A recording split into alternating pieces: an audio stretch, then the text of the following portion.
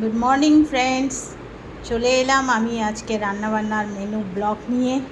আপনারা সবাই কেমন আছেন আর আজকে আপনাদের কী রান্নাবান্না হচ্ছে কমেন্টসে জানাবেন। আজকে তো আমার কাজের দিদিটা আসেনি, বিকজ আজ বিপত্তারিণী পুজো। তো কাজের দিদি এমনি রান্নাবান্না করে না, কিন্তু এমনি ঘর ঝাড়ু পোছা এই সমস্ত বাসন মাজা এগুলো সব করে। তো যাই হোক, আজকে আমাকে সব করতে হয়েছে আর হবে, এখনও হবে, ঘর ঝাড় বাকি আছে।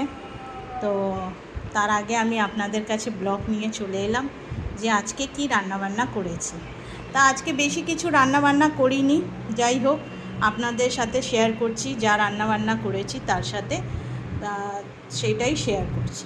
তো চলে আসছি ডিরেক্ট লাঞ্চ থেকে, কেন আজকে ব্রেকফাস্ট কিছু বানাইনি, ভাত আর আলু সেদ্ধই খেয়ে যাব। তো আজকে লাঞ্চে বানিয়েছি হচ্ছে উচ্ছে আলু ভাজা, আর এটা হচ্ছে মাছের ভর্তা।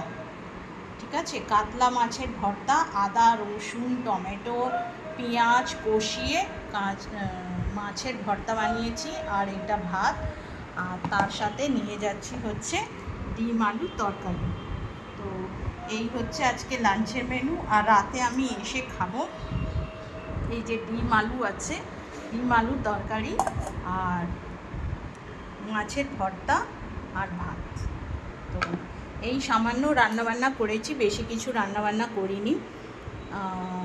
আপনাদের কি রান্নাবান্না হয়েছে কমেন্টসে জানাবেন, আর আমাকে খুব ভালোবাসা দেবেন, আর আমার ভিডিওটা প্লিজ প্লিজ প্লিজ যতটা পারবেন শেয়ার করবেন। থ্যাংক ইউ এভরিওয়ান, ভালো থাকবেন।